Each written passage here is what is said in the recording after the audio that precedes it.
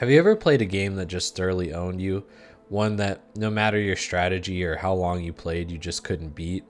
Well, today I wanted to talk about how the Don't Stop Running achievement in Resident Evil 1 HD Remake, Remaster, or whatever the hell it's called these days, helped me overcome a game that had handed me my ass for years. To start out and give a little context, when I was younger, my dad decided to trade in his Nintendo 64 to put towards getting a PlayStation 1.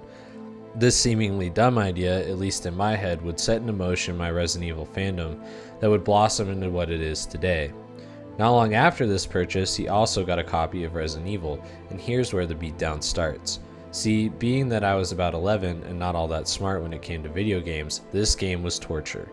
Each item made no sense on where it belonged or why I needed it. The overall layout of the mansion was as confusing as Egyptian hieroglyphics, and overall, I just time and time again failed to make any real progress. The intrigue was there though. I loved the creepiness, and it often led me to not be able to play the game at any other time than the middle of the day, when I was sure the sun would be at its maximum brightness. The lore was a mystery I wanted to solve. I wanted to know why and how the outbreak had happened, but sadly, my small, dumb child brain just couldn't figure it out. Jesus Christ, the kid's an idiot. With all that in mind, let's jump forward a few years in the future when Resident Evil got the god tier remake we know today. The only problem being that I did not have a GameCube, and when eventual ports came, I was never able to get my hands on it, mostly because my mom at the time wouldn't let me because of the M rating, and my dad just never really spent money on games after the PlayStation 1. It wouldn't be until almost 10 years later, when the remake got an HD remaster, that I would finally get to play it on PlayStation 4. Unfortunately for me, 2015 was a busy year. In 2013, I had joined the Air Force, and in 2015, I got stationed at Osan Air Base in South Korea. Needless to say, I had a new career and exceedingly less time for video games. Resident Evil 1 HD Remaster would soon join my ever-growing backlog of games. But remember how I said I would turn the tide and finally give this bully of a game the swirly it deserves? Well, in 2023, along with my dive into streaming, I figured what better time to go back and finish what I had started all those years ago. My first playthrough went a little something like this. I played on easy because I wanted to beat it, and I played as Chris because I guess I love having to find 1,000 small keys. But outside of some chatters helping at certain points, I got through my first playthrough in around 10 hours. Now, it's not exactly going to be at the next game's done quick, but I was happy to have finished it after so many failed attempts prior. But in my mind, why stop there? I was out for blood, and not only did I want to beat the game, I wanted to embarrass it. So as I stated in the intro, I set my sights on the Don't Stop Running achievement. This requires you to beat the game in under 3 hours, so I only had roughly 7 hours to shave off. Should be easy, right? Actually, it was easier than I thought, thanks to this guide by Jared Petty from IGN. Now, you can say what you will about needing a guide to get an achievement, but for routing purposes, being that I am a husband and a father who doesn't have the hours necessary to find my own route, this is what I did. And if you want to get this achievement, I highly recommend it. I'll leave a link to the video in the description. For our first attempt, Chris was out. Sorry buddy, nothing personal, but playing as Jill cuts down on needing to find small locks and also has extra inventory slots. Sure, she has less HP, but if you follow the guide and have a decent game sense, you shouldn't really need to worry about extra HP. The run went smoothly except for what I call Mansion 2, where I forget to get the grenade launcher off of Forest, and I tried leaving without fighting Jan the second time to get the book containing the Medal of the Eagle. I also tripped up in the lab section thinking I needed the ROM disc to progress, but even with all of that, I still came extremely close to the achievement.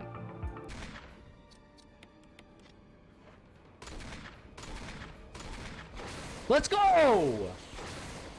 That's gonna be so close. It's gonna be so fucking close, dude. Alpha Team's Finest. What does that mean? I just got Alpha Team's Finest, the achievement. Yo, if I just got that, I'm a fucking nut. Yo, if I get this, I'm gonna fucking blast away. This residence is evil. Okay, let's go to the end screen. Jill, you did a fine job.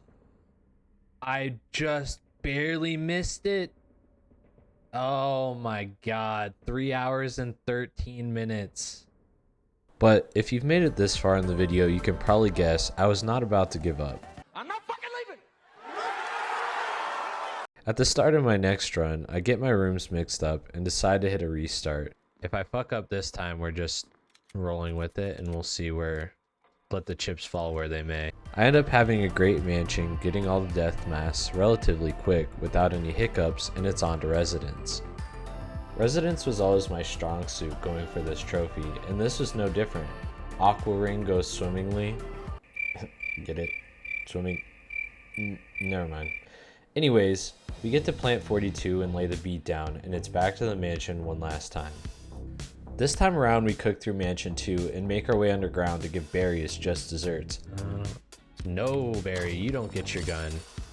I can't do that. Take that, sucker. Then, it's back to the lab, this time knowing I wasn't going to save anyone. That's right, it's every STARS member named Jill for herself. And with the self-destruction sequence beginning, all the years of trying to play this game started to come back to me, and I had wondered if we had done enough to finally get the achievement. Alright, we'll see. Did I mess it up in the end?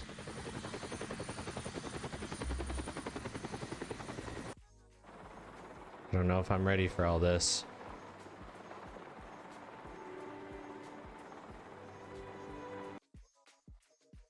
Let's see. Jill, you did a fine Let's job. go! Let's go! Yes! We did it! After 20 plus years of gaming, it isn't hyperbole to say that this achievement is one of my proudest gaming moments. There's just something more to it because of my love and passion for Resident Evil, the game I started so long ago as a kid and never got around to finishing.